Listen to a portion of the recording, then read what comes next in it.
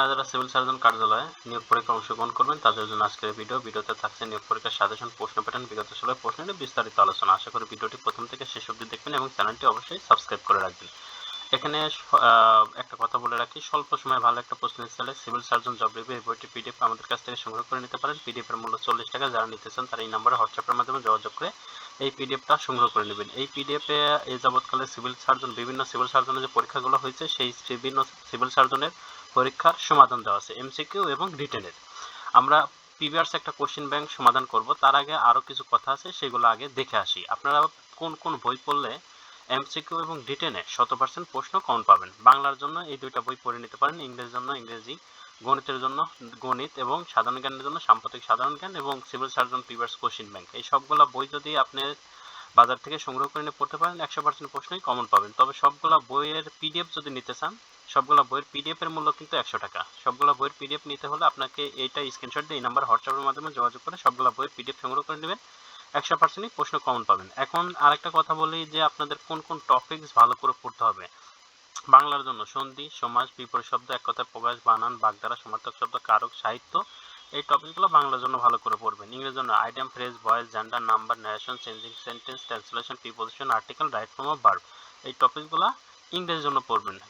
গণিতের জন্য নবম শ্রেণীর গণিত এবং অষ্টম শ্রেণীর গণিত বই দুইটা A to Z পড়ে যাবেন। এখান থেকে মোটামুটি 100% প্রশ্ন কমন আসে। আর সাধারণ জ্ঞানের ক্ষেত্রে বাংলাদেশের ইতিহাস, ঐতিহ্য এবং সাম্প্রতিক সাধারণ জ্ঞান এবং নিজ জেলা সম্পর্কে একটু অবশ্যই জেনে যাবেন। এখন কথা হলো যে বাংলার জন্য বাংলা এই দুইটা পিডিএফ আমাদের কাছ থেকে সংগ্রহ করতে পারেন। ইংরেজির জন্য এই ইংরেজি পিডিএফটা, গণিতের জন্য গণিত পিডিএফটা, আর সাধারণ জ্ঞানের ক্ষেত্রে সাম্প্রতিক সাধারণ জ্ঞান এবং প্রিভিয়াস কোশ্চেন ব্যাংক পড়বেন।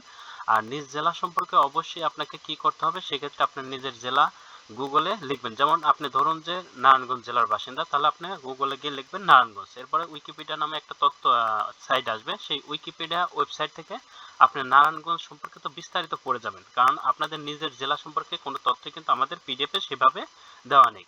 নিজ জেলা থেকে যে 2-1 মার্কস আসে, এটা বাদে বাকি সবগুলো প্রশ্নে আপনারা আমাদের এই পিডিএফগুলো থেকে প্রশ্ন কমন পাবেন। এখন আপনাদের প্রিভিয়াস একটা কোশ্চেন ব্যাংক দেখি কি ধরনের প্রশ্ন এসেছে, সেটা নিয়ে একটু আলোচনা করি। সাধারণত 90 মিনিটে পরীক্ষা হয়। এমসিকিউ বা রিটেন যে পদ্ধতিতেই পরীক্ষা হোক, এমসিকিউ আসলেও 90 মিনিট, রিটেন আসলেও 90 মিনিটেরই পরীক্ষা হবে। আর ভাইভা মানে কত মার্কের পরীক্ষা হয়? পরীক্ষাটা অবশ্যই 80 মার্কের হবে। এমসিকিউ তো 80 মার্ক, রিটেন হলেও 80 মার্কেরই হবে। এখন এমসিকিউ আর রিটেনের মধ্যে তফাৎ একটাই থাকে যে রিটেন আপনাকে খাতায় লিখে আসতে হয়, আর এমসিকিউটা দাগিয়ে আসতে হয় বা বৃত্ত ভরাট করতে হয়। এর ছাড়া যেমন কোনো আহামরি যে পার্থক্য আছে তা নাই।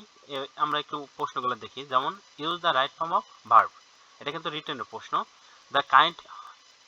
দ্য কিড হ্যাজ অ্যাক্সিডেন্টালি কাট, এইখানে কাট শব্দটা দেওয়া হয়েছে, তাহলে আমাদের এখানে অনেকে ভাবছেন যে হ্যাজ আছে তাহলে কাটের কাটই বসে, এখানে কিন্তু কাটের তিনটা ফর্মে এক, কাট কাট কাট, তাহলে এটা পাস্ট পার্টিসিপল ফর্ম বসবে, কাটই বসবে। অনেকেই চিন্তা করবেন যে কাট আছে শুধু কাট না বসে অন্য কিছু, কিন্তু আপনাদের রাইট ফর্ম অফ ভার্ব যদি ভালোভাবে পড়া থাকে তাহলে অ্যান্সারটা করে আসতে পারবেন। He has dealt with the problem in a professional manner, এখানে যেহেতু হ্যাজ আছে তাহলে আপনার এটা ভার্বের তৃতীয় রূপ বসবে, পাস্ট পার্টিসিপল ফর্ম আসবে, তাহলে ডেল আছে ডেল্ট হবে, শুধু টি অ্যাড করতে হবে। দ্য চিফ গেস্ট হ্যাজ, এখানেও হ্যাজ আছে, তাহলে আমাদের লে আছে লেইট হবে। Change the voice of the following sentence, changing sentence যেটা আমরা ভয়েস চেঞ্জিং থেকে এসেছে। Many people regard his a hero, he is regarded as a hero by many people. What does he went, প্রশ্নবোধক আছে, তাহলে এখানে what is went by হিম।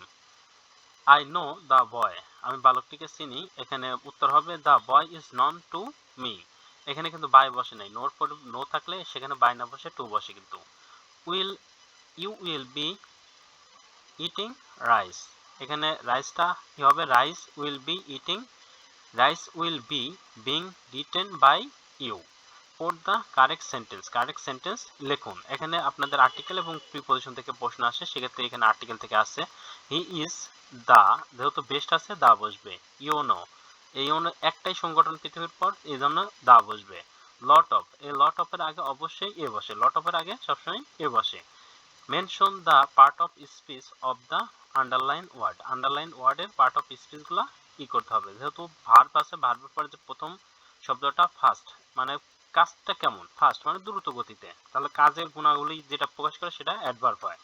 এরপরে বলা হয়েছে সিঙ্গিং, যেহেতু প্রিপজিশন আছে, প্রিপজিশনের পরে সবসময় নাউন বসে, সিঙ্গিংটা এটা নাউন। তারপর আছে smoking is dangerous to health, এইখানে দেখুন এই ইজ এর মডিফাই করতেছে এইটা, তাহলে এটা আসবে কি, যে ভার্বের মডিফাই করে সেটাকে বলা হয় অ্যাডজেটিভ, তাহলে এটা আসবে অ্যাডজেটিভ, সরি এটা স্মোকিং, এটা ই করতেছে হেলথের, সরি হেলথের ই করতেছে, তাহলে এটা নাউনের যে মডিফাই করে সেটা অ্যাডজেটিভ হবে, এটা adjective. Write the correct preposition, they could not arrive, অ্যারিভের পরে এখানে আমাদের অ্যাড বসবে, প্রিপজিশন দেয় he seems to be incapable, incapable পর সবসময় ফ্রম বসে, সরি অফ বসবে, এখানে আমাদের প্রিপজিশন অফ বসবে। Public servant must remind awareness the people, এখানে টু দ্য পিপুল বসবে। Write the paragraph of the following topics, following টপিক্সের উপর প্যারাগ্রাফ লিখতে হয়। ইপিআই, ইপিআই সম্পর্কে একটা প্যারাগ্রাফ লিখে দিয়ে আসতে হবে। তারপরে ট্রান্সলেশন ছিল একটা, ট্রান্সলেশন আপনারা নিজেদের মতন করে করতে পারবেন, ট্রান্সলেশন থেকে প্রশ্ন আসেই। এরপরে আছে আকাশের উজ্জ্বলতম নক্ষত্রের নাম কি, লুবক। বাংলাদেশের প্রথম হাইটেক পার্ক কোথায় অবস্থিত, কালুয়ক্কর গাজীপুরে। ইউক্রেনের রাজধানীর নাম কি, কিয়েভ। জাতিসংঘের দাপ্তরিক ভাষা কয়টি, 6টি। উদ্ভিদের পাতা হলুদ হয় কিসের অভাবে, নাইট্রোজেনের অভাবে। রাশিয়া ও চীনের মধ্যকার সীমান্ত বরাবর প্রবাহিত নদীর নাম কি, আমুর নদী। দি লাস্ট সুপার চিত্রকার কে ছিলেন, লিওনার্দো দা ভিঞ্চি। কোন কোষে নিউক্লিয়াস থাকে না, লোহিত রক্তকণিকাতে। স্বপ্রার্থিত স্বাধীনতা ভাস্কর্যে স্থাপত্যকে শামীম শিকদার। মৌলিক রং কি, লাল নীল সবুজ। সুইজারল্যান্ডের মুদ্রার নাম কি, সুইস ফ্রাঙ্ক। ভেনেজুয়েলার রাজধানীর নাম কি, কারাকাস। জেনেভা চুক্তি কোন দেশে স্বাক্ষর করা হয়, ফ্রান্স এবং ভিয়েতনামে। বাংলা ভাষার প্রথম বিদ্রোহী কবির নাম কি, মাইকেল মধুসূদন দত্ত। এটা বিদ্রোহী, বাংলা ভাষার প্রথম বিদ্রোহী কবি, কিন্তু এটা বাংলা ভাষার কথা বলা হয়েছে এখানে, তো বাঙালি বিদ্রোহী কবি না, বাংলা ভাষার প্রথম বিদ্রোহী কবি মাইকেল মধুসূদন দত্ত। আর বিদ্রোহী কবি কিন্তু কাজী নজরুল ইসলাম। চিকুনগুনিয়া রোগটি কোন মশার মাধ্যমে ছড়ায়, অ্যাডিস মশা। বিপরীত শব্দ লেখুন, আকঞ্চন, প্রসারণ, অগ্রজ, অনুজ, খাত, মহাজন। সন্ধি বিচ্ছেদ করুন, নায়ক, নৈযোজক, নায়ক, সন্তান, সংযোগতান, সন্তান, তন্নি, তনুযোগী, তন্নি। বাগধারার অর্থসহ বাক্য রচনা করুন, চোখ পাকানো মানে ক্রোধ হওয়া, কুয়োর ব্যাং মানে কূপক মুন্ডক, সকারা নকারা, সস্তা দর। এক কথায় প্রকাশ করুন, যা ভাষায় প্রকাশ করা যায় না, অবাঞ্ছনীয়। যার স্বামী বিদেশ থাকে, ফুসফুসকা। যার উপর স্থিত বুদ্ধি রয়েছে, প্রত্যুৎপন্নমতি। ব্যাস বাক্য সহ সমাস নির্ণয় করুন, উপকথা, কথা সদৃশ্য, মুখচন্দ, মুখচন্দের ন্যায়, উপমিত কর্মধারায়। সস্ত্রীক, স্ত্রীর সহিত বর্তমান, বহুব্রীহি সমাস। বিভক্তি সহ কারক নির্ণয় করুন। কারক থেকে প্রশ্ন এসে, সব ঝিনুকে মুক্তা থাকে না, অপাদানে সপ্তমী এটা। সমিতি চাঁদা দাও, সম্পাদনে সপ্তমী। সর্বাঙ্গে ব্যথা, ওষুধ দেব কোথায়, কর্মকারকে শূন্য। এরপরে ছিল গণিত, গণিতের যে বিষয়গুলো এটা আপনাদের নবম দশম শ্রেণীর বই থেকে হুবহুবই দেওয়া হয়েছে। মানে 8 এবং 8 এর বই এবং 9 এর বই, এই দুইটা বই আপনি যদি পারেন ভালো করে শেষ করবেন, না পারলে আমাদের পিডিএফ থেকে পড়ে নিতে পারেন।